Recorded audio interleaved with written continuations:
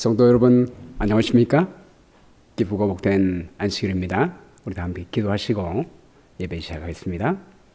사랑과 은혜가 충만하신 아버지, 오늘 이 아침에 하나님의 보좌로 저희를 불러주시고 영원한 생명 주시며 십자가의 거룩한 보혈로 저희를 다시 하나님의 자녀 삼아 주셨사오니 감사합니다. 이 시간에 성령 하나님을 초청하오니 성령께서 오셔서 마음에 성령의 빛을 비추어 주셔서 말씀을 깨닫게 하시고 예수님을 보게 하시고 하나님의 사랑을 보게 해 주시게 되었기를 간절히 바랍니다. 오늘 성령과 말씀께서 오늘 이 시간에 저희 마음속에 새로운 영을 창조해 주심으로 온전히 하나님께 영광 돌리는 삶을 살 수 있도록 도와주시옵기를 간절히 바라오며 예수님 이름으로 기도합니다. 아멘. 오늘은 성령 충만을 받으라 라고 하는 제목을 함께 하나님의 말씀을 나누게 되기를 원합니다. 여러 해 전에 일어난 일입니다. 도쿄 공항에서 런던으로 출발하는 보잉 707 비행기가 상륙을 했습니다. 아주 성공적인 이륙이었고요. 하늘은 맑고 푸르렀습니다.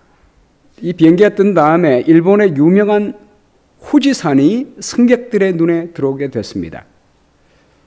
조종사는 생각하기를 승객들에게 좀처럼 보여주기 힘든 멋진 광경을 즐기게 해줘야겠다고 생각을 했습니다. 그래서 후지산 한 바퀴를 돌기로 결정을 합니다. 그리고 조종사는 지정된 비행 행로에서 벗어나서 시계 모드로 들어갔습니다. 이 시계 모드는요, Visual Flight 모드라고 하는데 보통은 기계를 의지해서 컴퓨터를 의지해서 가게 되는데 정상적인 행로를 벗어나기 때문에 관제탑의 통제를 받지 않기 위해서 육안으로 비행하는 그런 모드로 바꾸게 된 것입니다. 이제 후지산 정상 위로 돌게 됩니다. 바로 밑에 후지산이 보였고 고도계는 4,000m를 가리키고 있었습니다. 그런데 이 조종사가 보지 못한 것이 있는데요. 그것은 후지산 주위로 맹렬하게 불고 있는 활강 바람이었습니다. 이 활강 바람은 산비탈을 쫓아 내려부는 거센 바람이었습니다. 이 보잉 707도 이 거센 바람을 거스를 수가 없었습니다. 그래서 비행기는 공중에서 고장을 일으키고 추락하게 되어서 비행기 안에 타고 있는 전원이 사망을 하게 된 것입니다. 이런 역사가 비행기 조종사들의 역사에 굉장히 많이 있습니다. 그래서 비행사들은 아무리 똑똑하고 유능해도 절대로 사람의 육안을 믿지 않습니다. 항상 계기 비행, 인스트루먼트 플라이트 룰을 항상 따르게 됩니다. 사람이 아무리 똑똑해도요, 불가항력적인 상황, 사람의 눈으로 보이지 않는 그런 바람 같은 경우는 사람이 볼 수가 없는 것입니다. 그러므로 철저하게 계기를 의지해야 하는 것입니다. 오늘날 많은 그리스도인들이 시계 비행 모드로 살고 있습니다. 모든 결정을 할 때 자신이 결정하고 스스로 판단해서 모든 결정을 내리게 됩니다. 아무리 건전한 동기로 좋은 일을 하려고 할지라도 우리 인간적인 판단과 능력으로는 그 좋은 일을 성공적으로 이룰 수가 없는 것입니다. 반면에 영적인 그리스도인들은 이러한 자신의 한계를 압니다. 그렇기 때문에 전적으로 성령 하나님을 의지하게 되는 것입니다. 특별히 우리의 여행은 하늘까지 가는 여행길입니다. 우리 인간의 힘으로는 하늘까지 가는 여행길을 도저히 갈 수가 없습니다. 성령의 능력이 있어야만 가능하게 되는 것입니다. 열 처녀의 비유에 보면 이것이 잘 나타났습니다. 열 처녀는 모두가 다 하나님을 믿는 백성입니다. 모두가 다 하나님 말씀 등불을 갖고 있습니다. 성경을 믿고 있습니다. 그런데 한 부류의 처녀는 예수님이 재림하실 때 천국에 들어가게 되었고 한 부류의 처녀는 하늘 잔치에 들어가지 못한 모습을 보게 되는 것입니다. 여기 육적인 신자와 영적인 신자가 나누어지게 됩니다. 우리의 육적인 능력으로는 결코 하늘에 들어갈 수 없습니다. 하나님의 성령의 인도함을 충만히 받을 때만 하늘잔치에 들어갈 수가 있는 것입니다. 그러므로 우리는 어떻게 하면 육적인 신자가 아닌 영적인 신자가 되어서 하늘의 혼인잔치에 들어갈 수 있는 백성이 될 수 있는지, 오늘 하나님께서 열 처녀의 비유를 통하여 우리에게 주시는 귀한 사랑의 메시지를 듣게 되기를 간절히 바랍니다.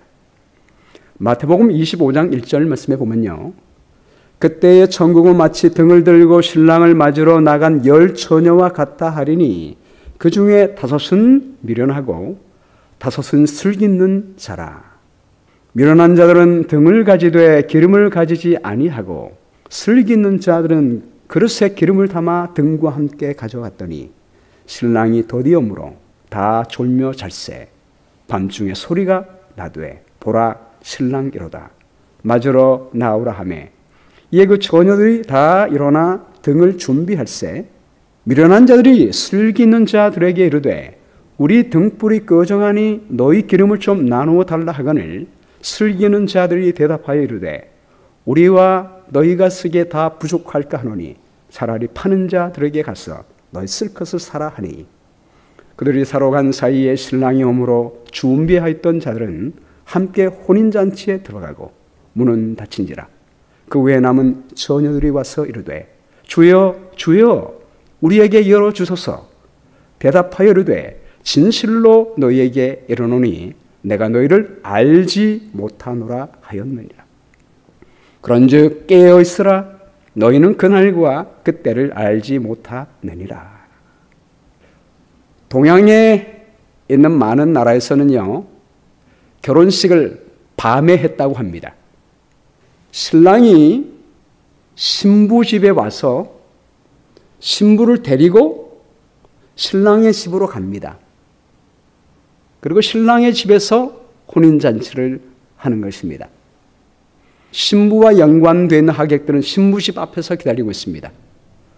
그리고 신랑과 그 행렬이 신부집에 도착하면 신랑이 신부를 취하여 데려갈 때 함께 갑니다. 밤이기 때문에 반드시 등불이 있어야 합니다. 등불을 밝히면서 신랑과 신부가 가는 길을 밝히면서 신랑의 집으로 가는 것입니다. 그리고 혼인잔치에 들어가서 함께 혼인잔치에 참여하게 되는 것입니다. 오늘 여기 성경의 비유에도 그런 이유 때문에 열 처녀가 신부의 집 앞에서 신랑을 기다리고 있습니다. 각각 등불을 갖고 있습니다. 등잔에 기름을 채우고 등불이 타고 있습니다. 근데 문제는 신랑이 온다는 시간보다 지체되어 늦게 오는 것입니다. 그러다 보니까 열 처녀가 기다리다가 지쳐서 다 졸게 됐습니다. 한밤중이 됐습니다. 갑자기 소리가 들렸습니다. 신랑이 온다! 맞으러 나오라! 라고 하는 부르심을 듣게 됐습니다. 그래서 모두가 졸고 있다가 벌떡 일어났습니다. 그리고 황급히 등잔을 들고 나갑니다. 근데 문제는 신랑이 늦게 오는 바람에 지쳐야 되는 바람에 그 등잔에 있는 기름이 다 떨어지게 된 것입니다. 이 등불이 갈랑갈랑합니다. 그때 슬기로운 처녀는 여분의 기름이 있었습니다. 그 여분의 기름을 등잔에 부었습니다. 그랬더니 다시 불이 확 타오르는 것입니다. 나가려고 합니다. 그런데 미련한 처녀는 여분의 기름을 준비하지 못했습니다. 비상사태를 준비하지 못한 것입니다. 그리하여 슬기로운 처녀들에게 부탁합니다. 우리가 기름이 없으니까 너희가 갖고 있는 것을 나눠주렴이라고 부탁합니다.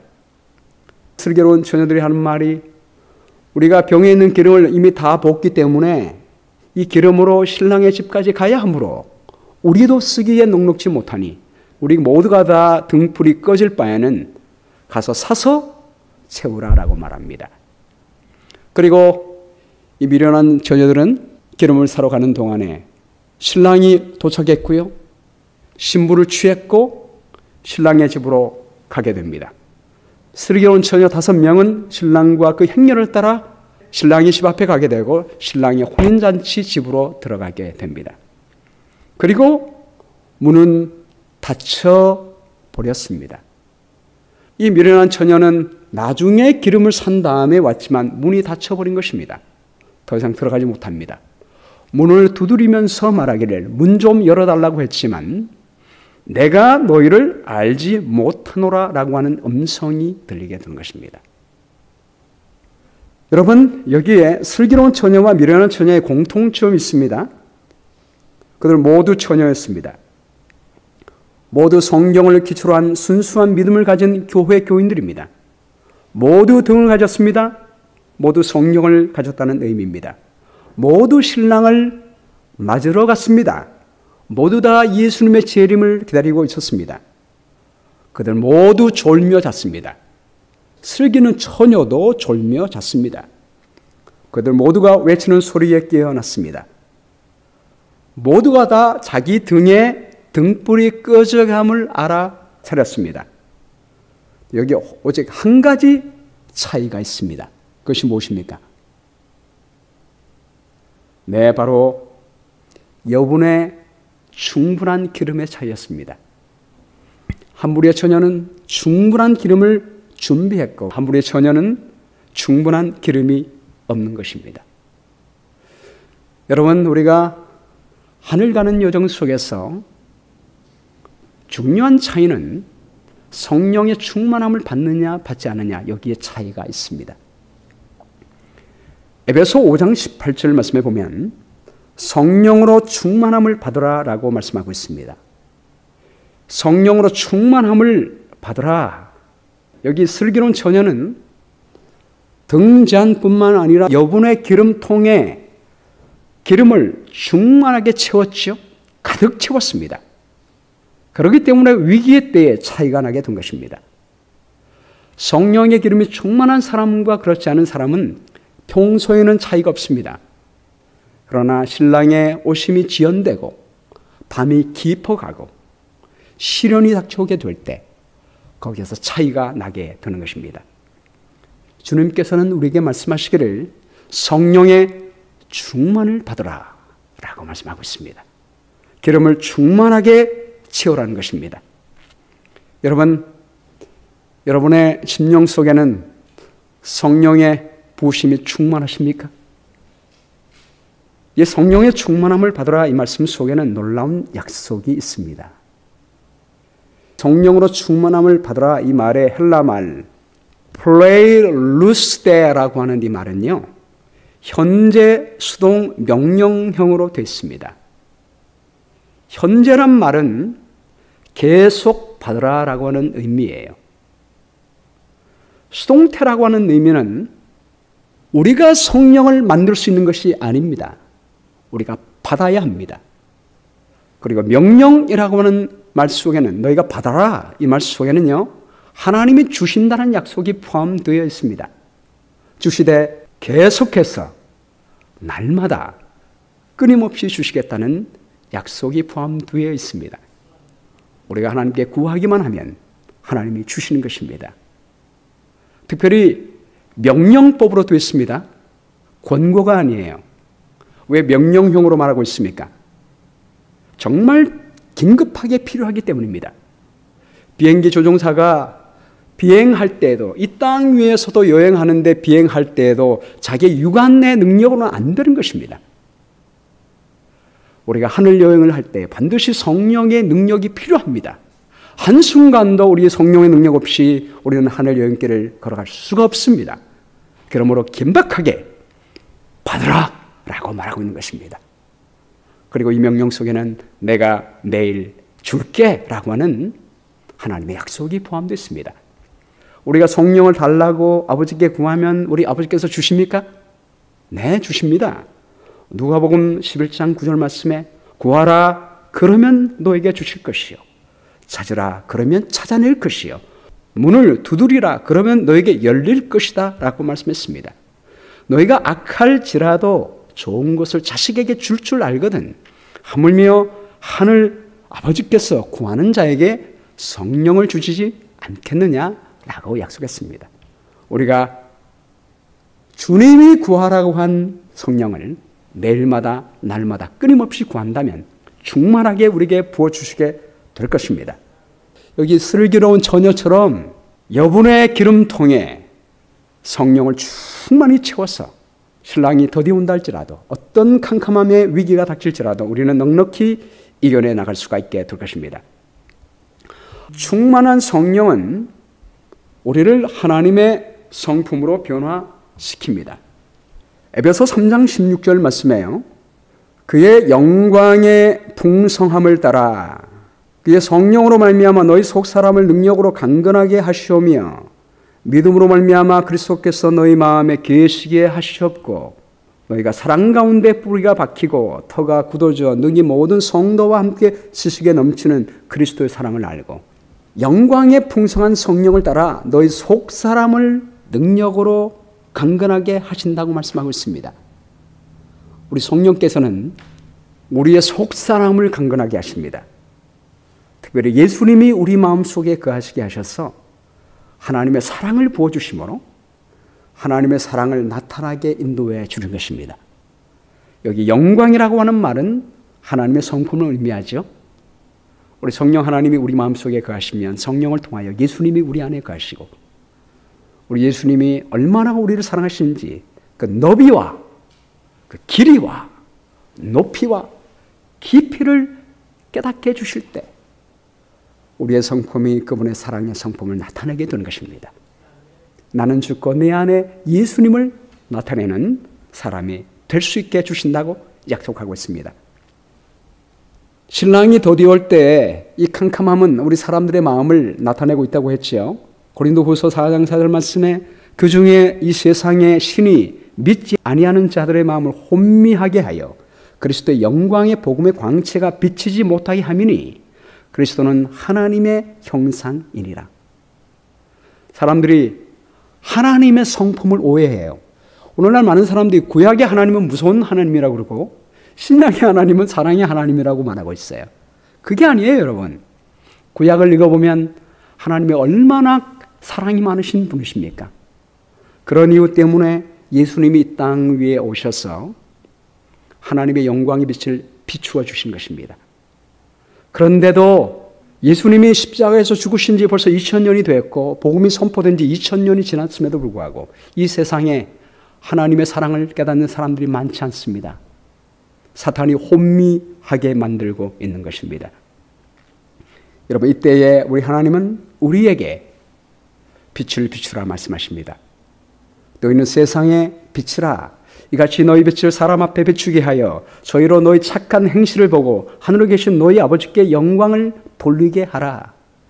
이 착한 행실, 아버지의 영광, 바로 성품을 의미하고 있죠. 성령 하나님을 우리 마음속에 영접하게 될 때 착한 행실을 통하여 아버지께 영광을 돌릴 수 있게 될 것이라고 말씀하고 있습니다. 고린도후서 3장 3절 말씀에 너희는 우리로 말미암아 나타난 그리스도의 편지니 이는 먹으로 쓴 것이 아니요 오직 살아계신 하나님의 영으로 쓴 것이며 또 돌판에 쓴 것이 아니요 오직 육의 마음판에 쓴 것이라. 어둠의 세상에 하나님은 우리의 삶을 통하여 우리가 하나님의 편지가 되어 하나님의 사랑을 나타내기를 원하십니다. 그런데 우리 마음속에 하나님의 성품을 쓰실 때 뭘로 쓰신다고 그랬습니까? 성령으로 쓰신다고 말씀하고 있습니다. 하나님의 말씀을 쓸 때 하나님 말씀을 지식적으로 아는 것만으로는 충분하지 않습니다. 내게 나오며 내 백성처럼 내 앞에 앉아서 내 말을 들으나 그대로 행치 아니하니 이는 그 입으로는 사랑을 나타내어도 마음은 이욕을 좇음이라. 하나님 말씀을 들어도 행하지 않으면 입으로 사랑을 말해도 마음속에 하나님의 사랑이 없으면 안 되는 것입니다. 디모데후서 3장 1절 말씀에는요. 말세에 고통하는 때가 이르리니 라고 말하면서 사람들이 경건의 모양은 있으나 경건의 능력은 부인하는 자라 라고 말합니다. 말은 하나님을 믿는다고 하지만 우리의 삶 속에서 하나님의 사랑의 능력이 없는 것을 나타내고 있습니다. 여러분, 우리 기독교에는 죄를 사하는 이상의 의미가 있습니다. 우리가 성서를 보면요. 죄인이 어린 양을 데리고 와서 우리 죄를 그 어린 양에게 안수하고 그 어린 양이 번제단 위에서 죽습니다. 그럴 때 번제가 된다는 것은 우리 죄가 도말되는 것을 의미합니다. 놀라운 하나님의 은혜지요. 이것은 예수님의 십자가로 말미암아 우리 죄가 갚아지게 됐고, 우리가 죄를 자백할 때마다 하나님은 우리 모든 죄를 깨끗하게 주신다는 의미입니다. 얼마나 놀라운 축복입니까? 그러나 기독교회는 여기에서 끝나지 않습니다. 제사장은 어린 양의 피를 가지고 성소 안으로 들어갑니다. 들어가서 그 피를 분향단의 네 뿔에 바르고 그 휘장에 뿌리는 것입니다. 그리고 제사장은 등불을 밝히고 떡상을 손보게 됩니다. 이 성소는 우리 사람의 마음을 가리킵니다. 고린도전서 3장 16절 말씀에 너희는 너희가 하나님의 성전인 것과 하나님의 성령이 너희 안에 거하시는 것을 알지 못하느냐 라고 말씀하셨습니다. 여러분, 우리 마음은 성전이에요. 우리가 죄의 사함을 받고 끝나는 것이 아니라 성령께서 우리 마음 속에 들어오셔서 무언가를 하십니다. 무슨 일을 하십니까? 빛을 비추어 주신 것입니다. 빛을 비추시면서 누구를 나타내십니까? 말씀의 떡을 나타내십니다. 이 떡은 예수님을 가리키죠. 하나님 말씀을 가리킵니다. 성령 하나님을 통하여 예수님이 우리 안에 거하시게 됩니다. 말씀이 우리 안에 거하시게 될 때 예수님은 우리 안에 하나님의 아름다운 성품을 만들어 주시는 것입니다. 우리의 빈 마음에 성령의 역사와 우리 예수님이 거하시게 될 때 우리는 하나님의 사랑을 나타내게 되는 것입니다. 이번에 여러분 우리 40일 기도회 하게 되는 개인적 신앙 부흥의 단계를 쓴 헬무트 하우바일 목사님, 이분이 쓴 경험에 무슨 얘기가 있냐면 나의 부친은 조폭 단원이었다. 이 책을 읽은 적이 있다고 했습니다. 이 책을 읽으면서 이 책의 주인공이 이전에 많은 죄를 범한 사람이었지만 예수님 믿은 다음에 그의 삶이 완전히 바뀌어지게 된 것입니다. 과거의 죄만 용서받은 것이 아니고요. 그의 삶이 바뀌어졌어요. 성령께서 역사하시고 예수님이 역사하십니다.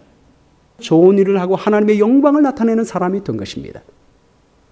이런 모습을 볼 때 이 헬무트 목사님은 어릴 때부터 하나님을 믿는 사람이었고 흠이 없는 꽤 모범적인 그리스도인이었지만 이런 극적인 회심을 하지 못한 것입니다. 그 삶에 하나님의 사랑이 드러나지 못한 것을 알게 된 것입니다.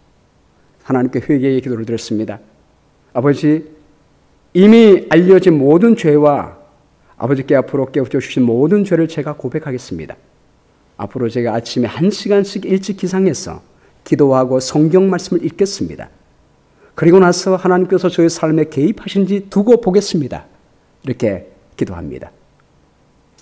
그리고 실제로 날마다 성령을 의지하여 하나님 말씀을 읽었을 때 그의 삶에 변화가 일어나게 됩니다. 하나님의 거룩한 말씀을 읽을 때 그의 죄가 생각났고요. 죄를 고백할 때 하나님께서 용서해 주신 것입니다. 그리고 하나님의 말씀대로 살아갈 수 있는 능력을 성령께서 주셨습니다. 그 말씀대로 실천해 나갈 때 그의 삶에 놀라운 변화가 있었습니다. 그 결과로 그가 이 책을 쓰게 되고요. 여러분, 이 책의 영향력으로 말미암아 세계 수많은 사람들이 우리 주님을 영접하고 성령께 돌아오는 역사가 일어나고 있습니다. 그러면서 그가 우리에게 종로의 계단 70쪽에는 말씀을 소개하고 있습니다. 아침마다 그대를 하나님께 구별하여 드리라. 그리고 이것을 그대의 첫 번째 일과로 삼으라. 또 기도하기를 오 주여 나를 받으사 온전히 당신의 것으로 삼으소서. 저희 모든 계획을 주님의 발 앞에 놓습니다. 오늘 저를 주님의 일에 써 주옵소서. 저와 동행해 주시고 제가 행하는 모든 일이 주님 안에서 성취되게 하옵소서 라고 기도하라고 했습니다. 우리가 날마다 성령을 초청하고 성령께서 우리 안에 역사하시도록 하고 말씀을 읽어나갈 때 예수님이 우리 안에 역사하실 것이라고 말씀하고 있는 것입니다. 더 놀라운 것은요, 우리는 하나님의 보좌 지성소 안으로 들어갑니다. 여러분, 지성소 안에는 촛불이 없어요. 그러나 더 밝은 빛이 있습니다. 무슨 빛입니까? 하나님의 영광의 빛입니다. 그리고 거기에는 율법이 있습니다. 하나님의 영광 앞에 우리 죄인이 들어가면 어떻게 될까요? 우리 모든 죄가 다 드러나게 됐습니다. 하나님께 가까이 가면 갈수록 우리 모든 작은 죄까지 다 드러나게 되지만 여러분 지성소 봉사에서 중요한 것은 그 법궤 위에 피를 뿌리는 것입니다. 이것은 요한일서 1장 9절 말씀처럼 만일 우리가 우리 죄를 자백하면 그는 미쁘시고 의로우사 우리 모든 죄를 사하시며 우리를 모든 불의에서 깨끗하게 하실 것이라는 약속의 말씀이 있습니다. 그냥 대충 과거의 모든 죄를 뭉뚱그려 회개하는 것이 아니라 하나님의 성품, 하나님의 율법 앞에서 우리 죄를 보고 죄가 발견될 때마다 죄를 고백할 때 하나님은 그분의 피로 우리 죄를 사해 주는 것입니다. 여러분 이것이 바로 지성소의 중요한 조사 심판의 의미가 있는 것입니다. 하나님 은혜 앞에서 우리가 조사해서 하나님께 회개할 때 우리는 온전히 하나님의 성품으로 가까워지게 되는 것입니다. 밀양이라고 하는 영화가 있어요. 이 영화는 하나님의 공의와 참된 용서가 무엇인지를 우리에게 의문을 던져주는 그런 영화예요. 베를린 국제영화대회에서 큰 상을 타게 됐죠. 이 영화에 보면 신혜라고 하는 여인이 있는데요. 남편이 교통사고로 죽습니다. 하나밖에 없는 그 아들을 키우기 위하여 남편의 고향 밀양으로 내려오게 돼요. 그래서 그 하나밖에 없는 아들만 의지하며 위로받고 삽니다. 그런데 어느 날 이 아들이 유괴당하게 되고 시체가 되어 돌아오게 됩니다. 곧 범인이 잡히게 돼요. 고통의 나라를 보냅니다. 여러분 그렇지 않습니까? 남편도 죽고 하나밖에 없는 아들이 죽게 됐으니 얼마나 괴롭습니까? 그 아들을 죽인 그 원수를 용서할 수가 없습니다. 날마다 괴로운 나날을 보내게 됩니다. 나중에 그가 하나님을 만나게 되고 자기를 위해서도 용서해야겠다라는 마음을 갖게 되지요. 그리고 하나님이 우리 죄를 용서했듯이 우리가 다른 사람의 죄를 용서하는 하나님의 말씀에 힘입어 그를 용서하기로 결심합니다. 결심 끝에 그냥 마음으로만 용서하는 것이 아니라 찾아가서 용서해 주었다고 말해 줘야겠다라고 생각을 해요. 그래서 용기를 내고 교도소에 찾아가게 됩니다. 여러분 보는 이 장면이 교도소에 찾아가서 그 범인을 앞에 놓고 말하는 장면입니다. 앞에 섰는데요. 그때 이 범인은 박도섭이 이렇게 말합니다. 네, 저도 믿음을 가지게 됐습니다. 교도소에 들어온 뒤로 하나님을 가슴으로 받아들이게 됐습니다. 시내가 보기에도 굉장히 평화롭고 안정적으로 보였어요. 그때 시내가 말합니다. 그래요? 하나님을 알게 되었다니 참 다행이네요. 박도섭이 말합니다. 예, 얼마나 감사한 일인지 모릅니다. 하나님이 죄 많은 놈에게 손 내밀어 주시고 제가 지금 모든 죄를 용서해 주셨어요. 그때 시내가 말합니다. 하나님이 죄를 용서해 주셨다고요? 네, 눈물로 회개했더니 용서받았습니다. 그리고 나서부터 마음의 평화도 얻으심다. 아마 경상도 사람인 것 같아요. 얻으심다. 잠도 잘 자고 아침에 일어나자마자 기도하고 하루하루가 얼마나 감사한지 모릅니다. 마음의 준비를 하고 있습니다. 회개하고 죄의 용서를 받으니 이렇게 마음이 편합니다. 그때 이 시내는 자리에서 벌떡 일어납니다. 용서해 주러 갔는데 용서할 수가 없습니다. 왜냐하면 이미 하나님께 용서를 받은 것입니다. 그리고 말합니다. 제가 용서하고 싶은데 저는 할 수가 없어요. 그 인간이 이미 용서를 받았대요. 하나님한테.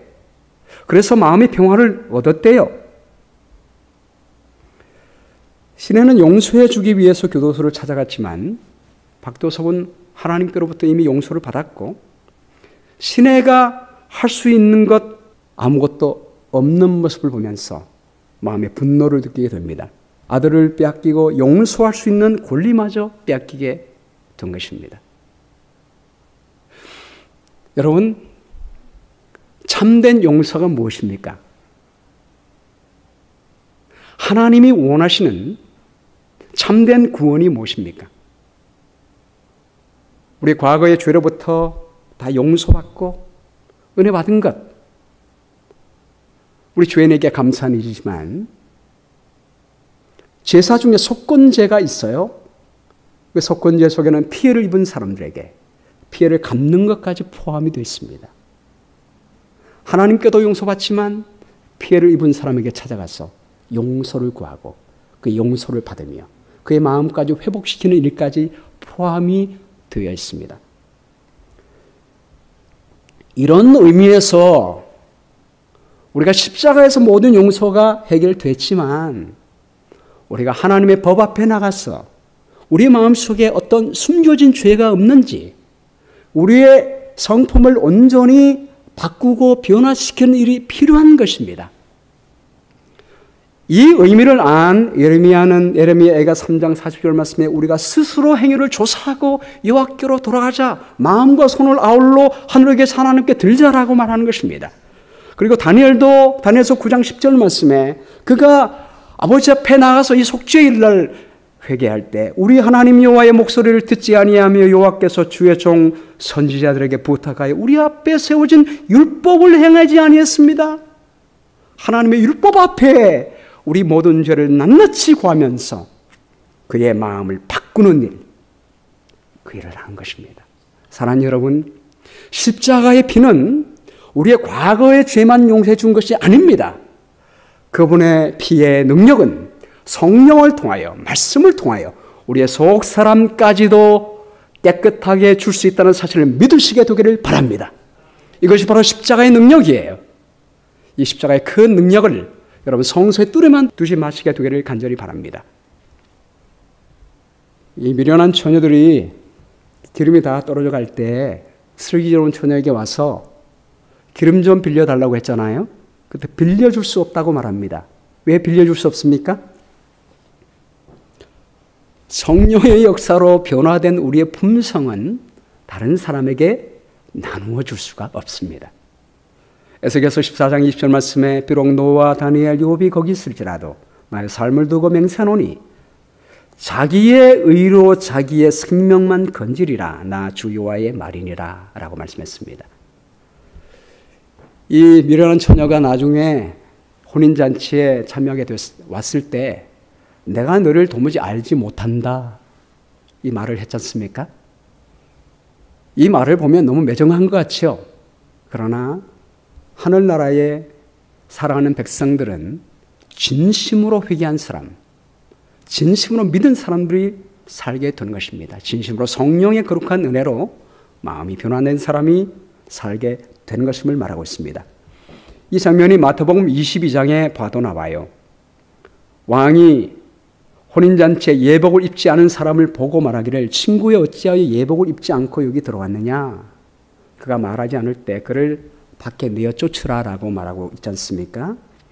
그리고 이 옷은 계시록 19장 8절 말씀에 보면 깨끗한 세마포 옷은 성도의 옳은 행실이라 라고 말하고 있습니다. 우리가 하늘에 살기에 적합한 성품을 갖게 될 때 그 사람이 하늘에 들어가게 되는 거예요.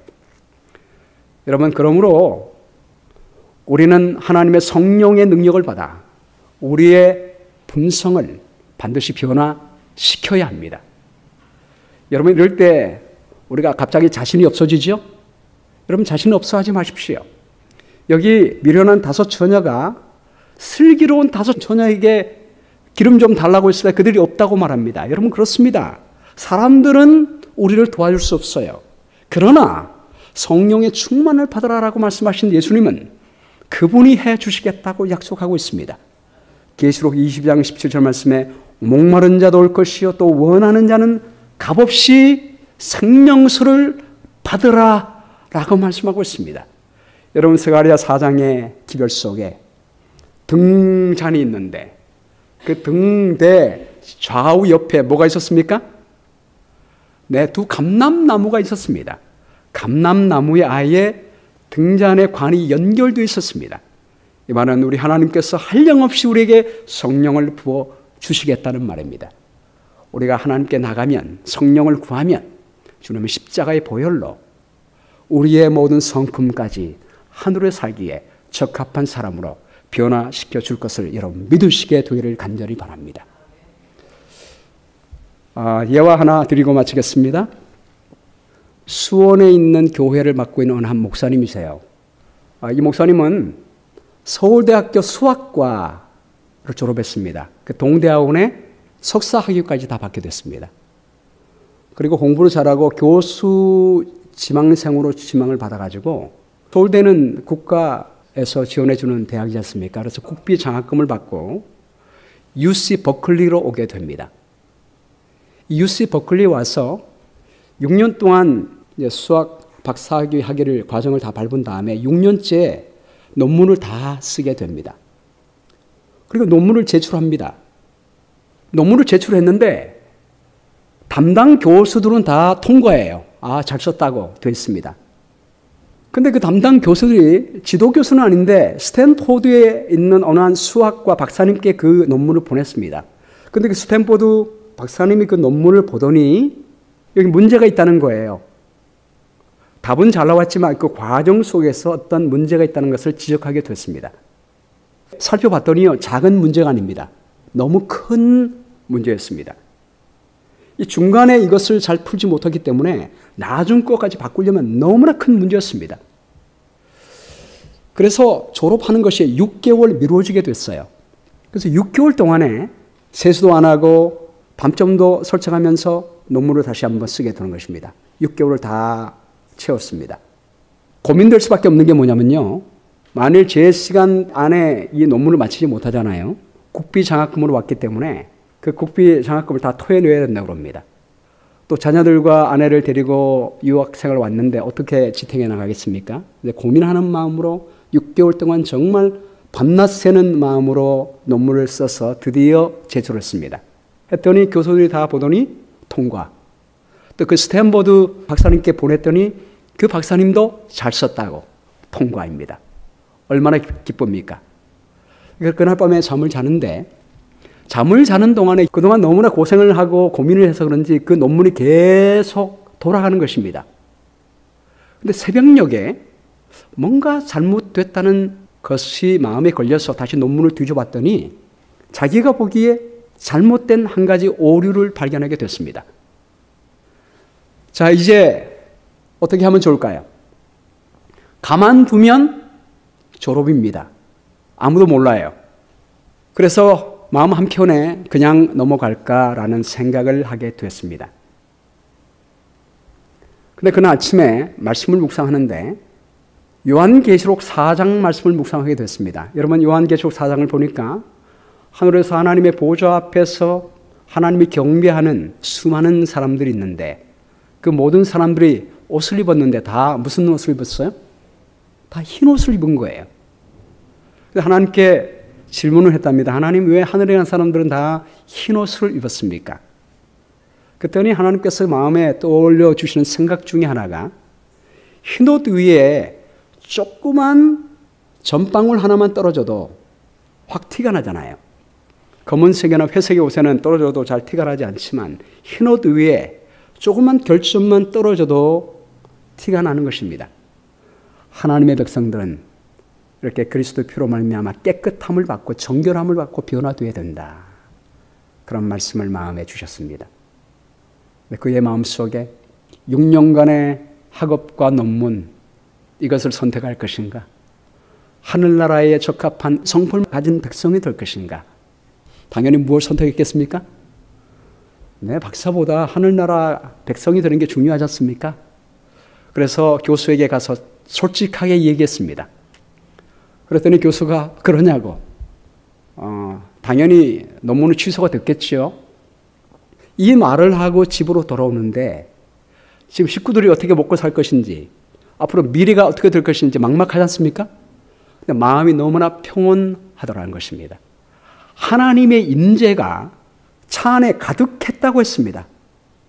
얼마나 기쁜지 하나님이 임재하시고 함께 하시니까 박사학위 없어도 앞으로 어떻게 살지 몰라도 마음의 평안이 가득 차게 되었습니다. 그리고 일주일 후에 잠을 자는데 하나님께서 꿈속에 그 수학 문제를 푸는 꿈을 보여주셨습니다. 보통 밤에 꿈을 꾸어도 개꿈은 아침에 일어나면 다 잊어버리죠. 박사학위 6년 동안 공부한 수학 문제 푸는 그런 디테일한 것은 정확히 기억할 수가 없습니다. 그런데 아침에 일어나니까 그 모든 문제가 정확하게 기억나는 것입니다. 그것대로 해보니까 술술술 풀리는 것입니다. 몇 년 동안 풀어도 되지 않은 문제가 하룻밤 만에 풀려진 것입니다. 성령께서 함께 하실 때 인간이 아무리 풀 수 없는 문제도 하룻밤에 풀려지게 되는 것입니다. 그리고 그것을 제출했더니요, 그 스탠퍼드 박사님이 통과. 그래서 졸업하게 됐습니다. 놀랍게 졸업하게 됐습니다. 이 은혜에 감사해서 그가 하나님 제 생애를 앞으로 하나님께 드립니다 라고 하나님께 드립니다. 드리면서 목회자는 될 자격은 없고요, 선교사가 되겠다고 마음을 먹습니다. 근데 국비 장학생으로 갔기 때문에 최소한 3년은 봉사해야 돼요. 그래서 3년 봉사한 다음에, 교수로 봉사한 다음에 3년 끝나고 나서 선교사로 가야겠다라고 마음을 먹습니다. 교수로 재직하는 동안에, 마침 이제 미국에 있는 동안에 아주 친하게 지냈던 목사님이 한국에 와서 수원에 개척교회를 하게 된 것입니다. 특별히 대학생들을 위한 교회를 개척하게 됐는데요, 그 목사님을 도와주기로 했습니다. 함께 도와주는데 목사님이 갑자기 시민권자인데 미국에 어떤 문제가 생겨서 돌아가야 할 때가 됐습니다. 6개월 개척하고 교회를 세웠는데 돌아가야 합니다. 그러면서 이 목사님에게 묻더랍니다. 어차피 앞으로 3년 지난 다음에 선교사가 돼야 할 터인데 지금 목회자가 됐어요. 근데 이분이 목회자가 되지 않아야겠다고 생각이 뭐냐면요, 말을 너무 심하게 더듬는답니다. 말을 굉장히 많이 더듬기 때문에 개인적으로 얘기할 때도 더듬는데 앞에서 얘기한다는 건 상상할 수가 없습니다. 교수는 학생들을 너무나 좋아하고 수학이니까 푸는 거니까 그래도 하는데 목회자는 상상도 못하는 것입니다. 그래서 선교사가 되기로 결심한 거예요. 그러나 이 목사님도 얘기하고 함께 있는 교인들도 최소한 하나님께 기도는 해보셔야죠. 그 말이 맞잖아요. 그래서 기도원에 가서 기도하기 시작합니다. 기도하는데 하나님께서 특별한 응답을 주셨습니다. 그래서 목회를 하는데 첫 번째 설교를 하는데요, 설교를 준비했습니다. 설교하기 전날 밤 설교를 다 준비한 다음에 하나님께 기도합니다. 하나님, 제 말 더듬지 않게 해주세요. 때를 쓰고 기도합니다. 그래, 그 다음날 아침에 첫 설교하는데 설교하는 순간부터 말을 하나도 더듬지 않는 것입니다. 그 이후로부터 말을 더듬지 않게 되었다라고 말하고 있습니다. 여러분, 이 간증을 통해서 제가 느끼는 것은 뭐냐면, 성령께서 역사하시면 사람의 힘으로 할 수 없는 것들 한순간에 해 주십니다. 특별히 우리의 성품이 변화되는 것, 하늘 살기에 적합한 백성이 되는 것, 우리 힘으로는 불가능합니다. 그러나 하나님의 능력으로 가능합니다. 여러분, 십자가의 능력은 우리의 과거의 죄뿐만 아니라 현재 우리 마음속에 있는 죄도 정결케 줄 수 있는 능력이 있음을 믿게 되기를 간절히 바랍니다. 십자가의 능력을 결코 과소평가하지 마십시오. 그리고 십자가의 능력은 우리와 하여금 성령께서 우리 안에 거하시게 하여 우리가 성령을 따라 살아가게 될 때 성령께서 말씀을 통하여 우리가 하늘에 살기에 적합한 백성으로 변화시켜 주시게 될 줄로 믿습니다.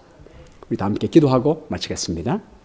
사랑과 은혜가 충만하신 아버지, 주님의 십자가의 보혈로 저희 모든 과거의 죄를 정결케 해주셨사오니 감사합니다. 성령 하나님이 우리 가운데 거하시며 하나님의 거룩한 말씀으로 인도해 주시고 또 죄를 깨달아 알 때마다 기도하면 하나님께서 우리 모든 죄를 정결케 해주신다고 약속해 주셨사오니 감사합니다. 이렇게 정결함을 받아 하늘에 살기에 적합한 백성이 될 뿐만이 아니라 이 세상을 살아갈 때에도 그리스도의 편지가 되어 하나님의 온전한 사랑을 우리의 삶을 통해서 나타내는 주님의 빛의 백성 될 수 있도록 인도해 주시게 되었기를 간절히 바라오며 예수님 이름으로 기도합니다. 아멘. 오늘도 이 복된 시기를 우리의 죄를 정결케 하시고 우리 안에 역사하시는 성령 하나님과 함께 동행하시는 아름다운 안식일 되기를 간절히 바랍니다.